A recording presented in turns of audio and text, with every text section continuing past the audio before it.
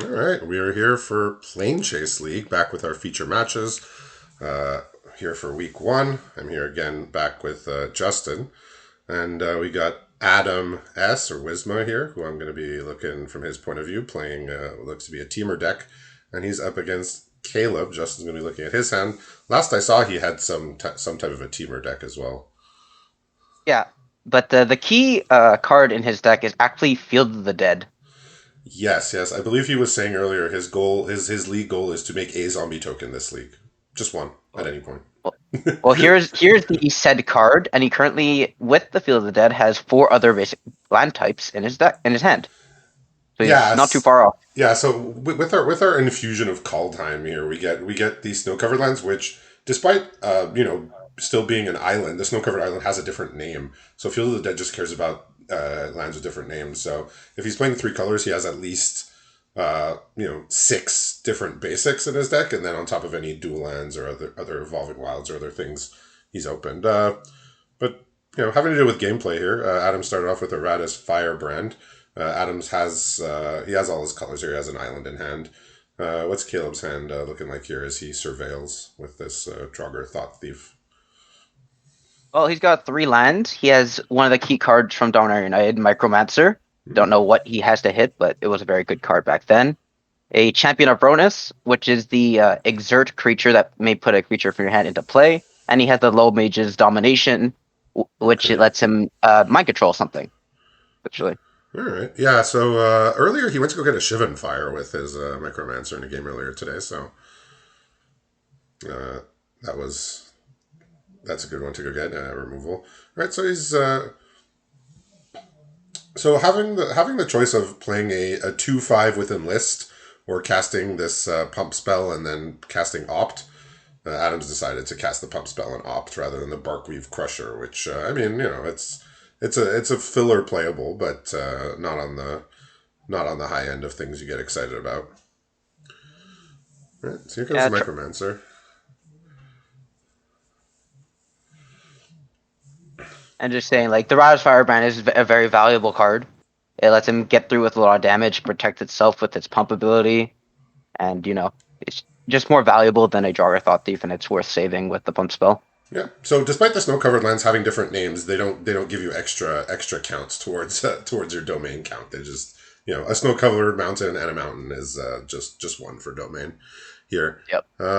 Yeah, so like I mentioned in my in the post hyping up today's festivities, this is actually an all winners edition of our feature matches tonight, including our reigning player of the year having two matches in a row later on. So should expect a high level of skill here, hopefully from all of our competitors. Yeah, so Adam, I mean, he'd like to draw some more lands here, but he's got a territorial Allosaurus, a Barkweave Crusher, a Provoke the Trolls, all castable, and an Icebind Pillar here. So basically we got a Icy Manipulator for 3 mana here, thanks to these snow lands. So as a couple people were mentioning, it's almost like people you never want to lose in League, but it's more appealing to lose this week with Kaldheim just giving you so much payoffs for these snowlands that we just got for free. What's been your experience with the snow card so far?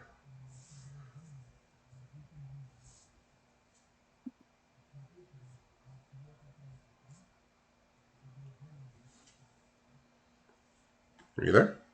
Okay, I have returned. Oh, okay, sorry. I just asked you what's been your experience with the snow card so far, and this idea of like, is it better to you never want to lose, but is it better to is this the week to lose if you're gonna lose to get all Well, these cards to go with the snowlands that we just got dropped in our pools for free? historically, Kaldheim has been a very weak set to open in League individually, just because a lot of the cards in it had needed snow mana to operate at a uh above average card. But since we just get all these like free snowlands, those that takes out the very problem that I was mentioning before, and now makes these cards that are almost unusable or below rate. Now they're just better than an average Magic card that you'd get in most sets. Yeah, well, anytime call time showed up in our previous chaos leagues and mega drafts, it's almost like a blank unless you get like a bomb or like generically good removal. But now it's coming home to roost here finally, and it wasn't just the snow cards. Also, there was also a lot of tribal stuff. There's elves matters, giants matter, all sorts of other little synergies on top of the snow. So it was hard to put together a good. Yeah, it was hard to put together good synergies from just one pack of call time and chaos. All right, so here comes the Lull Mage's domination, but Adam's got a captivating gyre in his hand, which is a spell that bounces multiple creatures for 6 mana. I believe. He'll be very happy to buy back this dinosaur. Yeah, I can't recall if it bounces 2 or 3 creatures, but it's a 6 mana spell that I do remember it bounces at least 2 creatures. But he doesn't have the second blue for it just yet, so he's gonna go digging here. He has a cartouche of knowledge. Oh, speaking of which, as saying like Icebind Pillar, great in its format and usually a blank in everything else. But because of all the free snowlands we get, this card just becomes an icy manipulator that costs less mana Yeah. to play. Oh yeah, this is definitely an icy manipulator. So it looks like he's actually got the winning combo here with provoke the trolls. He could deal 5 damage to his Barkweave Crusher and give it +5/+0. So looks like he's this is kind of like the dream that never really happened most of the time. But yeah, you provoke the trolls and you get trolled. So yeah, Yeah, a nothing little. worse than provoking the trolls on your own creature and then they kill your own creature and it's in a 2-for-1. Yeah, so he drew the cartouche and then he played the cartouche and then I think the wheel started to spin like, oh, I can just do this now that it's above 5 toughness. I can just do this and Caleb was tapped out and possibly going to be starting to try and take over the game here. Yeah, so Oh, looking at Adam's deck, which he's called Monday Night Raw as the title of his deck. So nice little wrestling call out there for our feature match showdown. Yeah, so he's green blue and he's got about seven or so red cards here, most of which are removal. What's Caleb looking at here for oh yeah, sideboarding options? as you said before, he looks like he's just straight up a teamer deck. Yeah, He's looking to take out some clunkier creatures for some other creatures with other abilities. Like a Gaia's Protector for like a not full Recluse, which is the 4/2 reach. yeah. I always like that.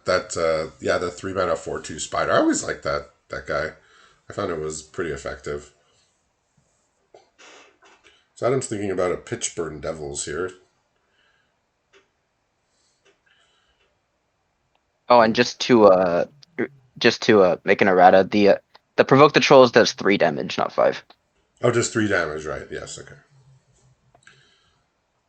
I did not cast the card very much, so yeah. So okay, so it could pump it regardless. It gave +5/+0. I was confusing the 5 for being damage and +5/+0. But yeah, so we go into game 2 here, and Caleb's going to try and come back here. So one thing I do have to say, I do have to give Caleb credit for is he is never not tinkering his deck. So no matter how he's doing, like in last league, he was in contention for top 8 the whole time. And he's always changing his deck. So even in week 4, week 5, he's looking for the optimal deck. I know a lot of people, and sometimes myself included, I just sort of, after the first couple weeks of playing around, I sort of settle into a deck and I say, well, this is what I'm going with. If it gets me there, great. If not, oh well. But I know he is always trying to find the best deck. Even if he doesn't open a bomb rare, maybe he's got the 2 commons he needs now to make a color better than another color. Like last league, I saw he was playing different colors almost every time that I saw him play, almost every week, and he was still winning the whole way through. So I do want to give him kudos there for always being tinkering and always rebuilding and always trying to find the best deck. Where some players just like to run it out with whatever deck they settle into, myself included sometimes. So Yeah, to let's. me, I'd like to just Kayla's more like a mad scientist to me. Like his concoctions Either improve his deck or make his deck extremely bizarre. Yeah, I think we came across this when we partnered with him in that the team draft way back when in the early days of the server. Some of his decks were creative. So Adam's got a little bit of an issue of all cards that he can't really cast right now. Four blue cards, a meteorite, and a rabid bite, but he at least won't die instantly due to this edifice of authority. What's Caleb working with over there?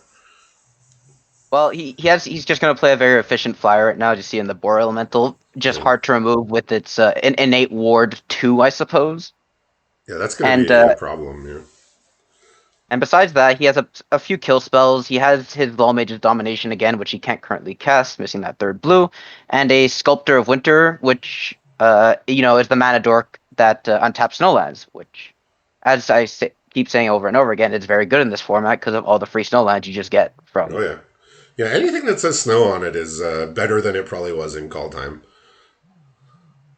So Adam's gonna pay 5 mana here to get a blue source, kind of the hard way here.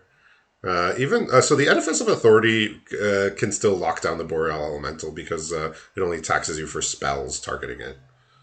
Oh yes, okay. So it's not exactly ward. It was printed before ward actually became a keyword. Yeah, it was just spells.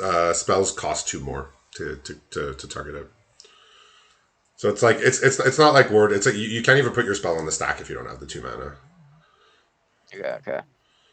So yeah, so he's gonna lock down the Sojourner. So I mean, Adam's keeping his life total, moderately healthy here, but he does need to start impacting the board with creatures. Here comes the Sculptor. All right, so he's got a Territorial Allosaurus. He's 1 mana away from kicking it, so he might, he's gonna hold on to that. Looks like he's thinking about just casting Niall, which can, uh, you know, in theory, it looks like it could block the Boreal Elemental, but with the Raven Wings, it would not be able to here. But he doesn't really have much other plays here. Yeah, my feeling is it's probably gonna either get turned to slagged or goblin barraged. Most likely turned to slag because goblin barrage does have the kicker mode of sack an artifact to deal 4 damage to your opponent, as well as the creature it targets. Yeah, and he doesn't have any way to save it. Like I said, he has an Opt, a Captivating Gyre, Cartouche of Knowledge, Territorial Source, and a Rabid Bite. So just a little bit of a clunky draw, and that's what we see sometimes with the 3 colors, right? Like you're missing a color, you just fall behind. Like you had to pay 5 mana to get a blue source, and even still, he can only cast 1 blue card a turn when he might want to cast multiple. So It's also just a result of it being week 1 of the league. Week 1 of the league, you see a lot more clunkier decks. oh yeah, lots of 3 colors, lots of straight 3 colors. People missing their color, and the game just sort of falls apart for them. But we're not in the complete falling apart phase yet for Adam, but he does need to get some timely draws here to interact with Caleb's board. Yeah, only on the back foot.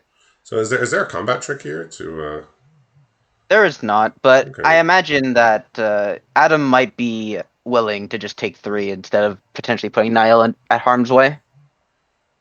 Yeah, he's decided he's just going to take 3 here. So nice little attack by Caleb there, just threatening a trick. Sometimes you don't need to have it. You just need to make your opponent think that you do and incentivize them to not play into it. So let's see what's he thinking Caleb, about casting here. Caleb is trying to do math to reclaim the waste with kicker. Oh, okay, And the nice thing about reclaim the waste, it can get your snow basics. sure can. Yeah, it just has basic land cards. Yeah. So kind of a semi divination there.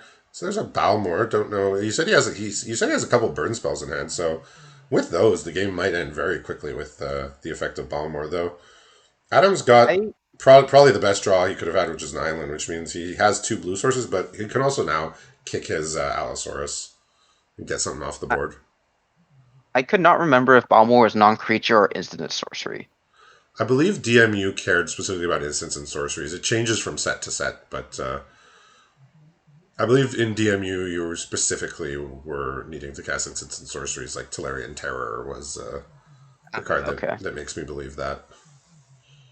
And the other blue-red uncommon copied instants and sorceries when it attacked. Okay. Okay. Yeah. It. I don't enjoy that they use it interchangeably, but it makes sense when they do. Yeah, it depends on the set. How it depends just on the design of the set, but yeah, like even like in Midnight Hunt, it was instants and sorceries, and then Crimson Vow it was non-creature. Like even the two sets that were like closely tied together, it was completely different. So yeah, they do that from time to time, but I do believe that one triggers off instants and sorceries. But if he's got a burn spell here for the Niall, that's gonna make the Yavimaya Sojourner a 5/6, and it's gonna cause quite a bit of pain here because he's just gonna do this actually. Yeah, this is He just wants to take the 5/5 away. yeah, that makes sense. But Adam can bounce it back to his hand, but his life total in the meantime is getting rather low here. Yeah, and Yeah, okay. how much mana would it cost him to actually bounce his Allosaurus back? Well, the Captivating Gyre is 6 mana. He has that now.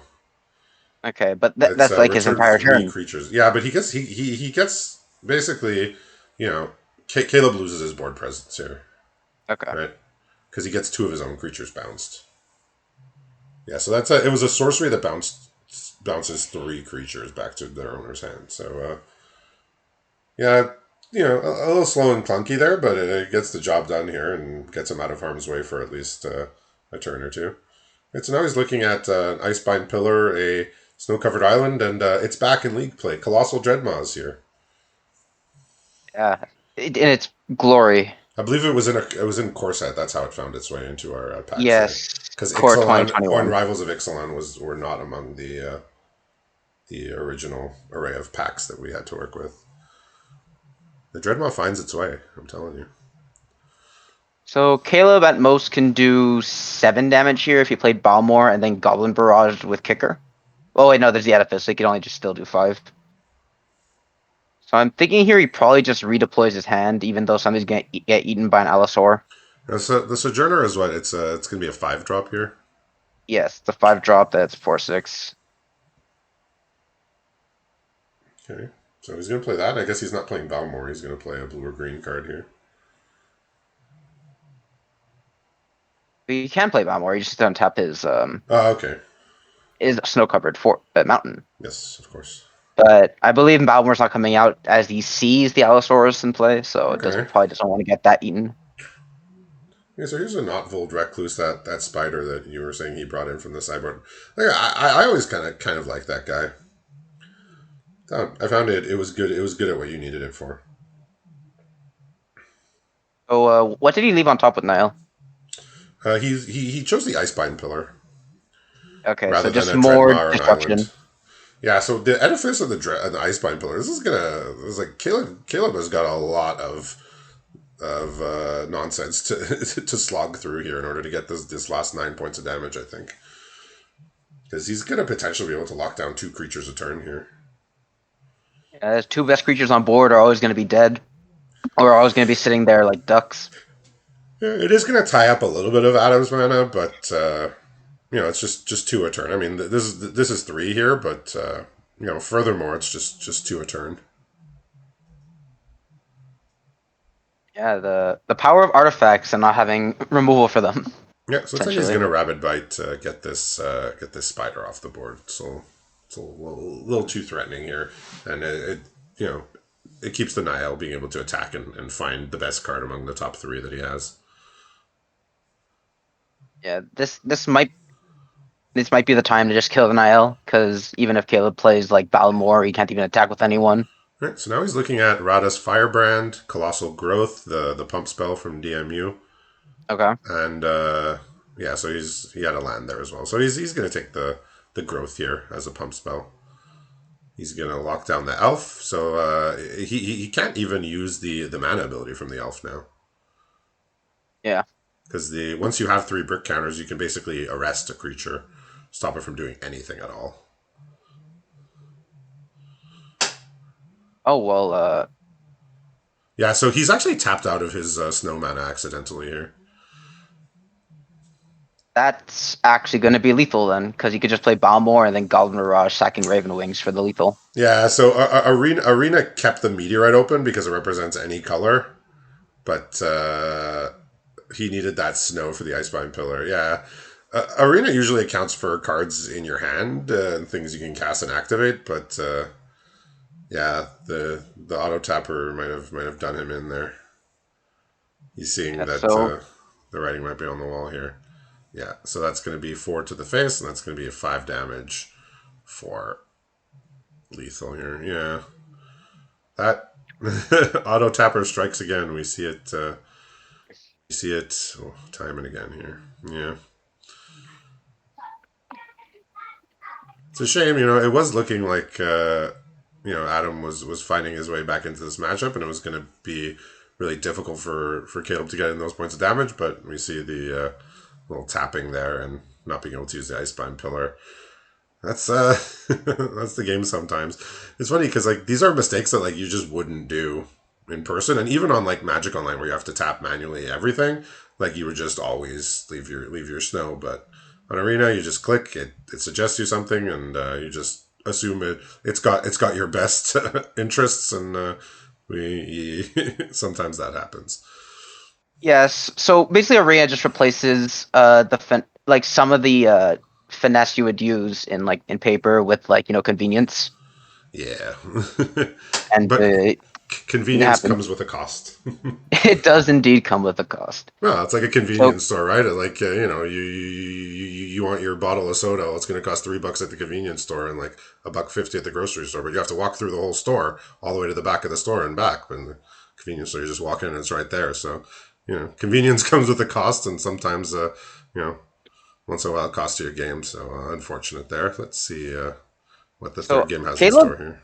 Caleb actually had a broken bond in the sideboard and decided against siding it in, even though Okay, after seeing Icebind Pillar and like Edifice, even Meteorite, just to potentially get the color off and if you so really need to. so Adam's doing one of my preferred week one plays, which is putting the opponent on the play. Yep. It's a very useful strategy, especially when players are playing three colors and like their mana their mana curve is very unfleshed out because of how limited the opening pool is. Yeah, like these pools are janky. The mana bases are bad. Um, that one card is actually can be the world, honestly. I mean, obviously there are those times where you get punished because your opponent happens to have like a curve and you don't. So But Adam has gone into his gameplay options and disabled the auto tap feature. okay, wise move, wise move. So what that does is basically it. Anytime you cast a spell, it will suggest which lands, and then you have to approve of those lands before it does it. So you don't have to manually tap; it will suggest you which lands it's intending to use. I know there are a number of players that do that all the time. I know Chris York is. He just has that on all the time. It's just an extra click. It's not you have to manually tap your lands. It's just. But as we're talking here, Caleb is putting on quite a Like, beating here. Just this is exactly Adam's what I was, Adam's curve starting at 4 here is just not gonna work. and this is what I was like what I said about before. Like, yes, the chances that your opponent has like, you know, screwed on mana or like is like slow is higher in week one, but there's still this possibility that they still do curve out and they have like this insane draw, which puts in a lot of pressure. Yeah, even on the play, he would still be in trouble. I think a Yeah. little bit less because he'd have this Niall back, and then Caleb would have to play the Icebind Pillar and tap it like immediately in order to get another attack in. But now he's just got free reign here. I guess he's using the Pixie for fixing. Is that why he's not attacking? Oh, I love this play. He makes it a different land type so he can play a Sojourner. Look at that. Love that. Yeah, very heads up. Sacrifices one damage to be able to play your 4/6, or else he'd be able to play nothing besides leave up Icebind Yeah, Pillar. so Adam could put like one card in play this turn, but I'm not sure it's going to be enough here. There might just like he could play an Oasis Ritualist, Territorial Allosaurus. Yeah, I don't think him choosing to be on the play was or him to put his opponent on the play was necessarily a mistake here. It's just this 1 mana, 2 mana, 3 mana just have 5 power in play and just start attacking before he could start playing. Like he kept a slow hand that started at 4 and never drew anything to play earlier. So Yeah, you know, I imagine. I don't think he made the wrong decision. I just think the way, obviously it played out poorly.